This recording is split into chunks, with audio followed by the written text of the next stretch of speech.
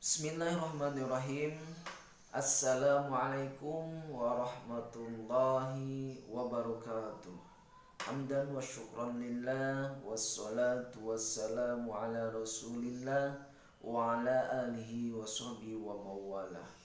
Amma badu, yang Bapak hormati,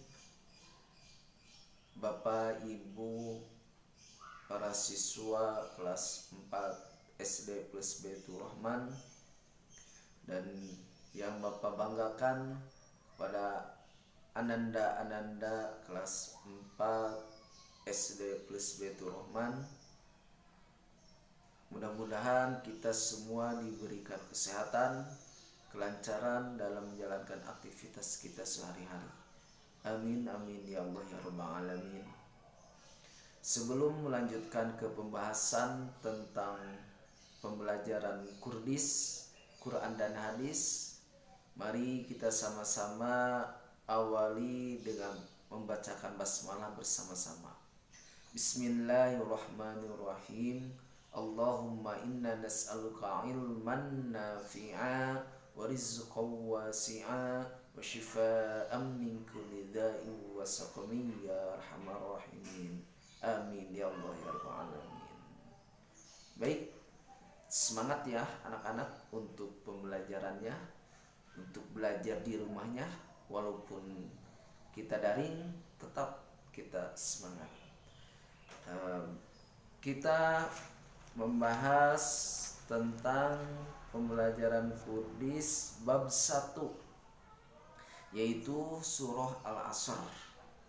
Ya, silakan buka bukunya halaman 4, bagian bab 1 tentang surah Al-Asr dan surah Al-Quraisy. Untuk hari ini, untuk pagi ini, Bapak akan membahas tentang surah Al-Asr. Tentang surah Al-Asr. Surah Al-Asr adalah salah satu surah pendek yang ada dalam Al-Quran. Surah ini tergolong ke dalam kelompok Makkiyah, sebab diturunkannya di kota Mekah sebelum Rasulullah Sallallahu Alaihi Wasallam hijrah ke Yasrib. Apa yang disebut Yasrib? Nah, Yasrib itu kalau sekarang Madinah. Nah, sebelum Nabi Muhammad hijrah ke Madinah, nah nama Madinah ini adalah namanya Yasrib. Nah, sesudah Nabi Muhammad hijrah, sesudah melalui atau datang ke Madinah, ke Yasrib, maka digantilah yang tadinya kota Yasrib diganti dengan Madinah. Nah, jumlah ayat dalam surah ini hanya 3 ayat, dan dikelompokkan ke dalam juz 30. Nah, yang disebut juz amma, ya. Juz 30 itu yang disebut juz amma. Nah, sebelum melanjut ke pembahasan yang pokoknya, mari kita sama-sama awali dengan membacakan surah Al-Asr. Ya. A'udzu billahi minasy syaithanir rajim. Bismillahirrahmanirrahim. Wal 'asr innal insana lafi khusr illal ladzina amanu wa 'amilus solihati wa tawashaw bil haqqi wa tawashaw bis sabr. Shadaqallahul adzim. Awas ya, hati-hati kalian pelajari tajwidnya, ya, makhariju hurufnya, ya, itu dari mulai ta'un, basmalah sampai dengan surah. Nanti salah satunya di ayat yang kedua, inna. Nah itu guna harus ada bisa merasakan mendengung di hidung kita gitu. Jadi jangan sampai membacanya innal insa, yang penting menyampai ada kalimat nunnya, jangan begitu, tapi harus ada dengungannya. Innal il, nah itu beda, walaupun sedikit hampir sama dengan gula itu beda gitu ya. Insa ikhfa itu ada di pembelajaran BTQ ya. Silakan kalian pelajari itu makharijul huruf, tajwid, jangan sampai gitu ya salah membaca itu. Mumpung sekarang masih kelas 4, ada kesempatan, masih ada waktu. Nah sekarang mempelajari materi al-asr. Nah, al-asr ini adalah artinya waktu gitu ya, artinya waktu. Nah mumpung ada waktu, jangan disia-siakan waktu ini. Untuk belajar jangan sampai disia-siakan, manfaatkanlah waktu gitu. Kalau kita bisa memanfaatkan waktu dengan baik, maka hasilnya akan baik. Tapi kalau kita memanfaatkan waktunya tidak baik, maka hasilnya juga akan tidak baik. Jadi bagaimana kita sendiri gitu ya.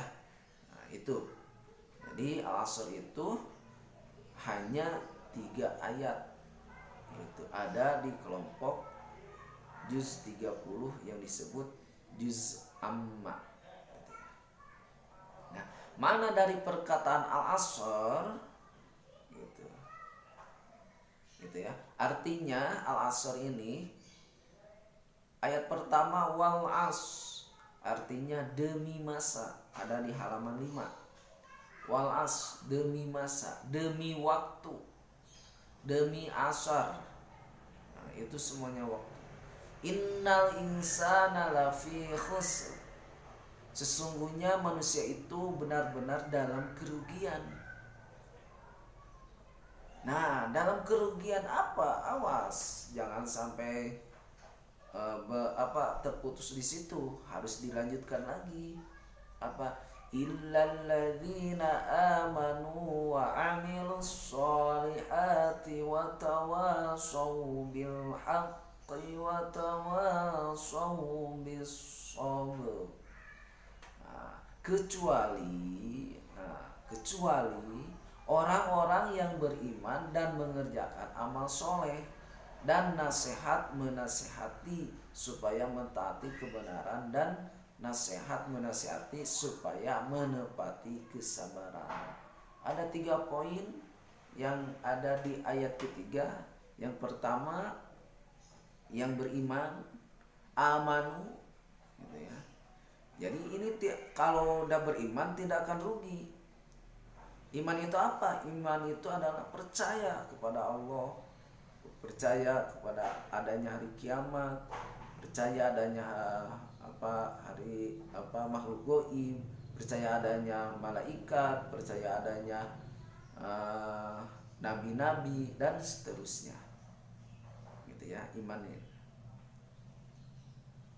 Yang disebut iman itu adalah imtisalu awamirillah wajtinabu nawahi, menjalankan perintah Allah dan menjauhi larangan Allah. Sholat diperintahkan Allah, maka jalankan gitu ya. Puasa diperintah Allah, maka jalankan. Kalau mengambil barang tanpa seizin yang punya, itu dilarang Allah, maka jauhilah, jangan kita lakukan itu.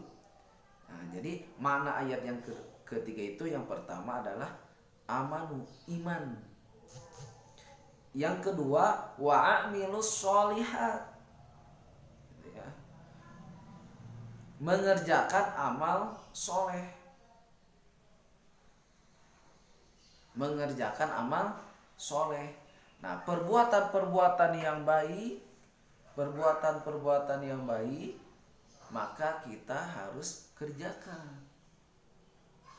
Itu ya, bersedekah, berinfak, menolong orang lain, itu perbuatan yang baik, maka kita harus kerjakan.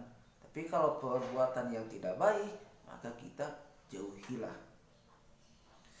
Nah, poin yang ketiga yaitu watawasau bil haqqi watawasau bis sabr. Menasehati supaya mentaati kebenaran dan saling nasihat menasehati supaya menetapi kesabaran, gitu ya. Saling menasehati dalam kebenaran dan saling menasehati dalam kesabaran, gitu ya. Saling menasehati itu baik. Jangan sampai kita tidak mau dinasihati. Kalau kita tidak mau dinasihati berarti kita itu termasuk orang yang sombong, itu orang yang angkuh. Kalau orang yang sombong maka akan dijauhi oleh Allah, akan dibenci oleh Allah. Kenapa? Karena kesombongan itu hak Allah, punya Allah. Maka makhluk tidak boleh ada yang sombong. Kalau kesombongan diambil oleh makhluk, maka Allah akan bendung, akan marah. Gitu ya. Itu poin 3 poin dalam ayat yang ketiga. Nah, mana dari perkataan Al-Asr sendiri adalah waktu. Nah, surah ini bisa dijumpai pada urutan 103 dalam Al-Quran. Surah ini pada intinya menunjukkan pada golongan manusia yang benar-benar dalam kerugian, kecuali mereka yang beriman serta banyak mengerjakan kebaikan, saling menasihati baik dalam kebenaran maupun dalam kesabaran. Itu dari ayat yang ketiga. Nah, sekarang sebab munculnya surah Al-Asr ini apa? Gitu ya. Sebab munculnya surah Al-Asr ini. Nah, sebab munculnya sendiri adalah karena kebiasaan orang Arab di masa lalu yang sering berkumpul di waktu sore hari, di waktu asar, gitu. Nah, lagi berkumpul begitu, mereka ini bercerita masalah-masalah duniawi, membanggakan kekayaan, membanggakan rupa, membanggakan keturunan dan sebagainya. Nah, hingga dengan masalah ini, dengan cara-cara yang menyakitkan dan memunculkan perselisihan, sampai-sampai waktu asar tersebut dipercaya bahwa menurut mereka sebagai waktu yang siang. Nah, di waktu sore ini, di waktu asar ini, menurut mereka karena mengakibatkan mengakibatkan munculnya perselisihan, jadi dipercaya bahwa waktu asar ini adalah waktu siang. Nah, maka surah Al-Asr ini diturunkan untuk menyangkal, untuk menyanggah, gitu ya, hal tersebut, bahwa bukan waktunya yang sial, namun manusianya yang dalam kerugian. Itu. Jadi jangan menyalahkan waktu. Kalau sekarang waktunya tidak baik, tidak bagus, jangan salahkanlah waktu sekarang, tapi salahkanlah diri sendiri. Gitu ya. Kalau sekarang pekerjaan hari ini, gitu ya, tidak berhasil apa yang kita inginkan, maka jangan salahkanlah waktu ini, tapi koreksilah diri sendiri, introspeksilah, gitu ya, apa yang salah, apa yang kurang, dengan sebabnya kegagalan ini apa kekurangan kita. Nah, harusnya begitu, jangan menyalahkan waktu, Karena waktu tidak ada sangkut pautnya dengan kita, gitu ya. Tidak ada sangkut pautnya dengan kegagalan. Karena gitu, kegagalan itu bagaimana berusaha kitanya. Kalau berusaha kitanya kurang maksimal, berarti keberhasilan yang ditunda, gitu ya. Jadi kegagalan itu adalah keberhasilan yang ditunda, gitu. Nah, ada yang berpendapat bahwa salah satunya Syekh Wahbah menyebutkan bahwa Imam Syafi'i pernah mengatakan seandainya, gitu ya, ini tentang surah Al-Asr, awas hati-hati ya.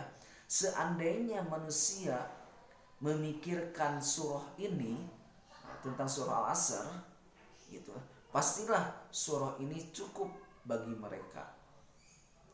Maksud cukup ini apa maksudnya? Nah, maksud cukup ini karena di ayat ketiga itu ada 3 poin yang tadi sudah Bapak bicarakan, yang sudah Bapak bahas. Poin pertama, takwa, amanu, iman, gitu ya. Poin kedua, beramal soleh. Poin ketiga, saling menasihati dalam kebaikan dan kesabaran. Nah, kalau sudah ada 3 poin ini, maka gitu ya, ini pembahasannya kalau dengan menyambungkan kalimat yang tadi bahwa orang Arab, gitu ya, menyalahkan tentang waktu, gitu ya, menyalahkan tentang waktu. Nah, Allah menurunkan surah Al-Asr, gitu. Allah menurunkan surah Al-Asr. Nah, Imam Syafi'i langsung mengatakan, kalau surah Al-Asr ini, gitu ya, sudah turun dan surah-surah yang lain tidak sampai turun, maka cukuplah, sebenarnya sudah cukup, karena sudah ada 3 poin itu. Yang pertama iman, yang kedua beramal soleh, yang ketiga saling menasihati dalam kebaikan dan kesabaran. Itu menurut Imam Syafi'i. Maka kita mari sama-sama untuk memanfaatkan waktu, jangan sampai kita menghabiskan waktu dengan yang sia-sia, gitu. Mari kita sama-sama untuk memanfaatkan waktu dengan kebaikan, gitu ya, dengan beribadah kepada Allah, dengan taat kepada Allah, dengan melakukan perbuatan-perbuatan yang baik, salah satunya tolong menolong, mengucapkan perkataan yang baik, dan seterusnya. Mari kita sama-sama untuk memanfaatkan waktu. Surah Al-Asr. Nah, di situ sangat maknanya sangat bagus untuk kita renungi, ya.